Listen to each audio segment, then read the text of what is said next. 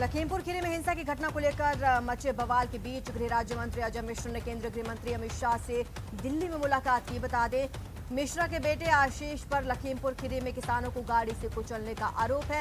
विपक्ष मांग कर रहा है कि अजय मिश्रा को मंत्री पद से हटाया जाना चाहिए। कांग्रेस नेता राहुल गांधी की लखनऊ एयरपोर्ट पर अधिकारियों से बहस हो गई, जिसके बाद वे एयरपोर्ट पर ही धरने पर बैठ गए।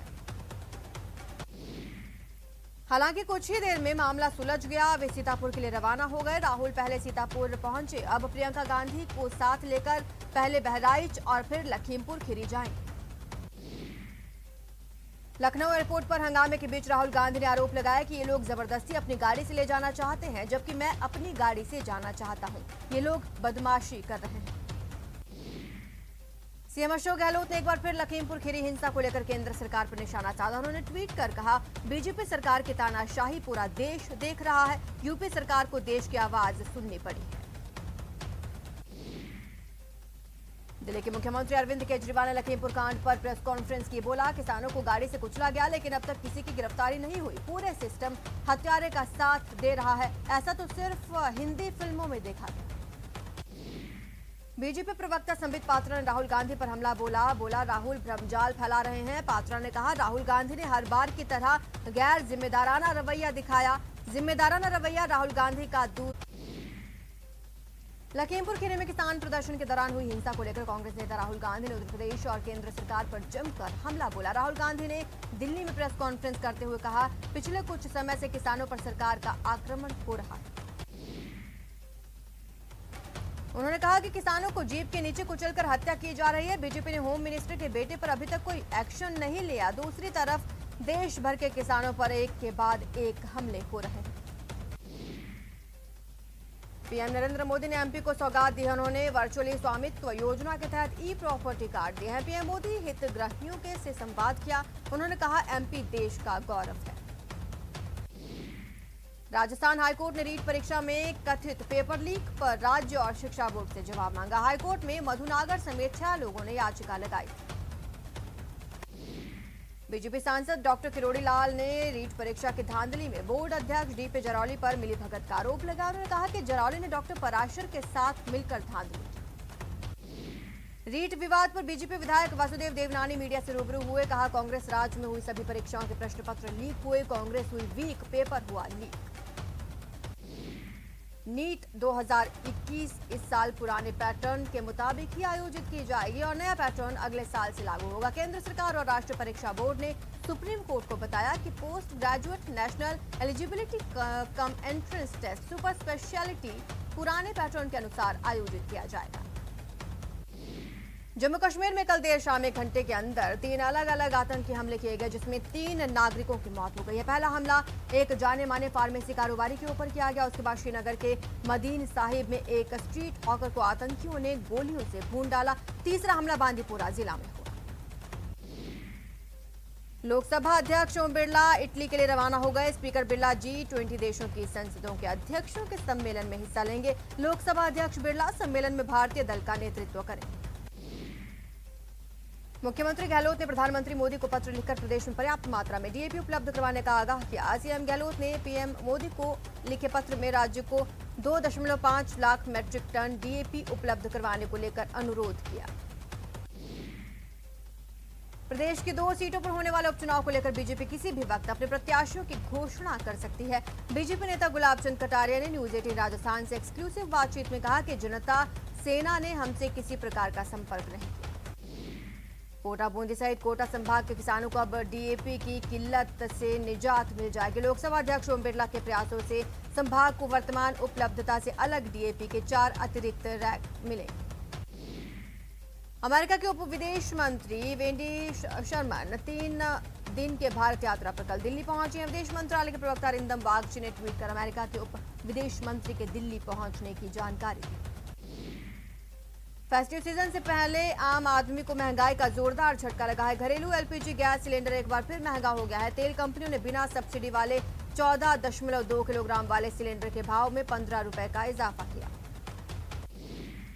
देश में 24 घंटे में 18,833 नए कोरोना केस सामने आए। 278 कोरोना संक्रमितों की जान चली गई। 24 घंटे में 24,770 लोग कोरोना से ठीक हुए। अच्छी खबर है कि देश में एक्टिव केसों की संख्या 2.5 लाख से कम हो गई है। देश में फिलहाल 2,46,687 मरीजों का इलाज चल रहा है। वहीं देश में वैक्सीनेशन का आंकड़ा 92 करोड़ को पार कर गया है। कोरोना वायरस वैक्सीन की कल 59,48,360 डोज दी गई, जिसके बाद वैक्सीन की डोज का आंकड़ा बढ़कर 92 करोड़ से ऊपर पहुंच गया है। जैसलमेर में मौसमी बीमारी का कहर जारी है। बच्चे भी डेंगू और मलेरिया की चपेट में आ रहे हैं। शहर के जवाहर अस्पताल में सितंबर में 60 मलेरिया मरीजों की पुष्टि हुई। जवाहर अस्पताल में सुबह से ही ओपीडी पर बुखार से पीड़ित मरीजों की भीड़ उमड़ पड़ी है। जवाहर अस्पताल में प्रतिदिन 100 से ज्यादा मौसमी बुखार से पीड़ित बच्चे इलाज करवाने के लिए पहुंच रहे हैं। वहीं निजी अस्पतालों में भी वायरल बुखार के मामले बढ़ रहे हैं। डेंगू और मौसमी बीमारियों की रोकथाम के लिए चिकित्सा विभाग सतर्क है। जिले में 1 जनवरी से 30 सितंबर तक कुल 34,854 ब्लड स्लाइड ली गई है। चूरू में दहेज के लिए विवाहिता को प्रताड़ित करने का मामला सामने आया है। विवाहिता ने महिला थाने में एफआईआर दर्ज करवाई। पीड़िता का आरोप है कि दहेज की मांग पूरी नहीं होने पर उसके पति और सास ससुर ने मिलकर मारपीट। पीड़िता ने अपने ही देवर पर रेप का भी आरोप लगाया। इसके साथ ही पीड़िता का आरोप है कि ससुराल वाले पुलिस कार्रवाई करने पर उसके बच्चे को जान से मारने की धमकी दे रहे हैं। अलवर में रामगढ़ क्षेत्र के बरवाड़ाबास निवासी 22 साल के युवक अशोक जाटव ने खुदकुशी कर ली। युवक पत्नी को उसके साथ नहीं भेजने से नाराज था और उसने जहर खाकर जान दी। दौसा पुलिस ने ट्रांसफार्मर चुराने वाले गिरोह का पर्दाफाश किया। एक महिला सहित 7 लोग गिरफ्तार। दरअसल दौसा जिले के महुआ थाना क्षेत्र में 28 अगस्त को चोर 6 ट्रांसफार्मर चुरा ले गए, जिस पर साइबर सेल और बसवा थाना पुलिस ने जांच शुरू की। अब इस दौरान साइबर सेल के कांस्टेबल अजय परेवा ने तकनीकी आधार पर आरोपियों की पहचान की, जिसके बाद पुलिस ने 7 आरोपियों को गिरफ्तार कर लिया। पुलिस ने आरोपियों से ट्रांसफार्मर चोरी में काम आने वाले औजार के साथ एक बोलेरो जब्त की और इसका दावा किया। राजसमंद में केलवा के पास मियारी गांव में चारागाह पर अतिक्रमण को लेकर 2 गुट आमने सामने आ गए, जिसके बाद मियारी के सैकड़ों ग्रामीण कलेक्ट्रेट पहुंचे। कलेक्टर को ज्ञापन सौंपकर बताया कि मियारी गांव में 442 बीघा चारागाह पर भील समाज के कुछ लोग अतिक्रमण कर रहे हैं। गांव वालों के मुताबिक आरोपियों ने उन्हें समझाने गए गांव वालों के खिलाफ केलवा थाने में झूठी रिपोर्ट दर्ज करा दी। दौसा के मानपुर में हाईवे के पास शव मिलने से सनसनी। मृतक के शरीर पर जगह जगह चोट के निशान, जांच में जुटी पुलिस। टोंक शहर में फिर चाकूबाजी की वारदात। 15 साल के लड़के पर चाय की थड़ी पर चाकू से हमले में घायल लड़के को अस्पताल में भर्ती कराया गया। झुंझुनू जिले के चिड़ावा कस्बे में 2 गुटों में किसी बात को लेकर मारपीट। कुछ लोग घायल हो गए। पुलिस ने मौके पर पहुंचकर बीच बचाव किया। दोनों पक्षों के घायलों का अस्पताल में इलाज जारी। अलवर और सीकर पुलिस ने साझा कार्रवाई की। 6 बदमाशों को गिरफ्तार किया। बदमाश सीकर जिले में फायरिंग और रंगदारी मांगने के बाद बहरोड क्षेत्र में फरारी काट रहे थे। सूचना के बाद देर रात भिवाड़ी, क्यूआरटी और डीएसटी टीम के साथ मिलकर बहरोड और सीकर पुलिस ने 6 बदमाशों को अवैध हथियारों के साथ गिरफ्तार किया। नागौर जिले के गोटन में शिक्षिका के घर से 1 करोड़ रुपए की चोरी का खुलासा हुआ। चोरी की इस बड़ी वारदात को पीड़िता की बेटी और उसके बॉयफ्रेंड ने मिलकर अंजाम दिया। मामले का खुलासा करते हुए गोटन थाना पुलिस ने दोनों को गिरफ्तार कर लिया। पुलिस ने आरोपी युवक से करीब 38 लाख रुपए कैश और सोना बरामद किया है। झुंझुनू में चिड़ावा शहर के फुटवेयर व्यापारी के बेटे को धमकी देकर 2,60,000 की रंगदारी वसूलने के आरोपी को पुलिस ने गिरफ्तार किया। आरोपी वार्ड 19 निवासी नीरज के रूप में पहचान हुई है। कोटा की कुन्हाड़ी थाना पुलिस ने बाइक चोर को पकड़ा। इसके कब्जे से चोरी की आधा दर्जन बाइक्स बरामद।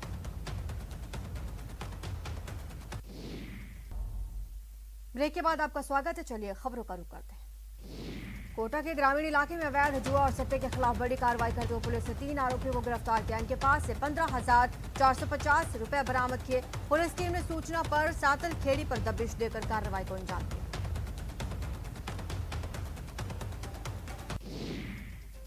कोटा में केंद्रीय नारकोटिक्स ब्यूरो की टीम ने 10 लाख रुपए की अफीम के साथ एक आरोपी को गिरफ्तार किया। पुलिस की टीम ने चित्तौड़गढ़ के एक गांव में छापा मारकर कार्रवाई को अंजाम दिया। पाली की सोजत पुलिस ने 5 किलो 150 ग्राम अवैध रोडा पोस्ट के साथ बाइक के साथ आरोपी को गिरफ्तार किया। पुलिस ने एनडीपीएस एक्ट के तहत केस दर्ज कर जांच शुरू कर दी। पाली की सोजत पुलिस ने एनडीपीएस एक्ट के तहत बड़ी कार्रवाई को अंजाम दिया। सांडिया में घर में दबिश देकर 3 किलो 100 ग्राम अवैध अफीम दूध के साथ एक आरोपी को गिरफ्तार किया। बाड़मेर जिले के पचपदरा चौकी से जब्त डोडा पोस्ट चोरी हो गया। बालोतरा अतिरिक्त पुलिस अधीक्षक नितेश आर्य ने जांच पड़ताल कर पचपदरा थाने में मामला दर्ज करवाया। मामले को लेकर पुलिस करीब 5 महीने तक जांच पड़ताल करती रही, लेकिन आखिरकार थाने में मामला दर्ज करवाया। झुंझुनू में एसीबी की टीम से कलेक्ट्रेट सहित सरकारी कार्यालयों में लोगों को जागरूक करने के लिए पोस्टर चिपकाए, जिसमें लोगों से अपील की गई कि कोई भी सरकारी अधिकारी रिश्वत मांगे तो तुरंत सूचना। नगौर के मकराना में सड़क हादसे के बाद लोगों से बचने के लिए एक कार ड्राइवर आरओबी से कूद गया, जिससे उसकी मौत हो गई। सिरोही जिले के माउंट आबू में सुबह 11 केवी लाइन की चपेट में आने से 2 लोग जिंदा जल गए, दोनों की मौत। माउंट आबू में सीआरपीएफ तिराही की ओर जाने वाले मार्ग पर चर्च के पास 11 केवी की लाइन अचानक से टूटकर गिर गई, जिससे 2 युवक बाइक सहित जलकर खाक हो गए। सूचना मिलने पर लाइन को बंद करवाया। कोटपुतली के चामू काला डेरा के रिको एरिया स्थित एक प्लाईवुड फैक्ट्री में अचानक आग लग गई, जिसमें लाखों का माल जलकर राख। आग की लपटें इतनी तेज थी कि देखते ही देखते पूरी फैक्ट्री चपेट में आ गई। सूचना पर चामू से पहुंची दमकल की गाड़ी ने लपटों पर काबू पाया, लेकिन तब तक काफी नुकसान हो चुका था। बारां के केलवाड़ा थाना क्षेत्र के सहरिया बस्ती में एक मकान की छत गिर गई, जिससे परिवार के 4 सदस्य मलबे में दब गए। ग्रामीणों ने घायलों को बाहर निकाला। घायलों को अस्पताल ले जाते समय एक बच्चे ने दम तोड़ दिया, जबकि पति पत्नी का केलवाड़ा अस्पताल में इलाज चल रहा है। करौली के बजेड़ा कस्बे में अजगर निकलने से हड़कंप। इस अजगर ने नील गाय को अपना शिकार बना लिया। इस घटना में ग्रामीणों में दहशत। उदयपुर के गोगुंदा हाईवे पर एक बड़ा हादसा होने से बच गया। हाईवे पर एक ट्रेलर बेकाबू हो गया और फिर सड़क के नीचे खाई हो गई। हादसे में ड्राइवर और कंडक्टर को चोट आई है। प्रत्यक्षदर्शियों के अनुसार ये ट्रेलर दूसरे वाहनों को चपेट में लेता तो बड़ा हादसा हो सकता। भरतपुर शहर की 58 कॉलोनियों के हजारों लोग जलभराव के संकट से जूझने को मजबूर है। बरसात में ये सभी कॉलोनी जलमग्न हो जाती है। नगर निगम हर वर्ष जल निकासी की समस्या से निजात दिलाने के लिए लाखों रुपए खर्च करता है, फिर भी समस्या जस की तस बनी हुई है। रबी की फसल की बुआई का सीजन आ चुका है, लेकिन बाजार में डीएपी खाद नहीं है। जहां है वहां काला बाजारी की जा रही है। पिछले कुछ दिनों से दौसा जिले में क्रय विक्रय सहकारी समितियों पर खाद की व्यवस्था नहीं थी, जिसके चलते किसान इधर उधर भटकने को मजबूर थे। जैसे ही किसानों को खाद का पता चला, वे भारी संख्या में खाद लेने पहुंच गए। सुबह 6 बजे से ही कतारों में खड़े हुए नजर आए। श्रीगंगानगर के खरसाना उपखंड ऑफिस पर चल रहे किसानों के महापड़ाव का असर अब सरकार के प्रशासन गांव के संग अभियान पर भी दिखने लगा है। किसानों के समर्थन में लोगों ने आयोजित होने वाले प्रशासन गांव के संग अभियान का बहिष्कार कर दिया। ग्रामीणों का कहना है, जब तक राज्य सरकार सिंचाई पानी उपलब्ध नहीं कराती, तब तक प्रशासन गांव के संग अभियान का बहिष्कार जारी रहेगा। रीट पर विवाद थमने का नाम नहीं ले रहा। पीएम मोदी और बीजेपी नेताओं पर माध्यमिक शिक्षा बोर्ड के अध्यक्ष डीपी जरौली के बयान के विरोध में बीजेपी अल्पसंख्यक मोर्चा ने अजमेर में बोर्ड दफ्तर के सामने धरना दिया। यूपी के लखीमपुर में हुई हिंसा के विरोध में झुंझुनू में एनएसयूआई ने कलेक्ट्रेट प्रदर्शन किया। एनएसयूआई कार्यकर्ताओं ने आरोप लगाया, केंद्र सरकार किसानों पर अत्याचार कर रही है। उन्होंने कहा, मोदी सरकार की तानाशाही चरम पर है। देश को निजीकरण की तरफ धकेला जा रहा है।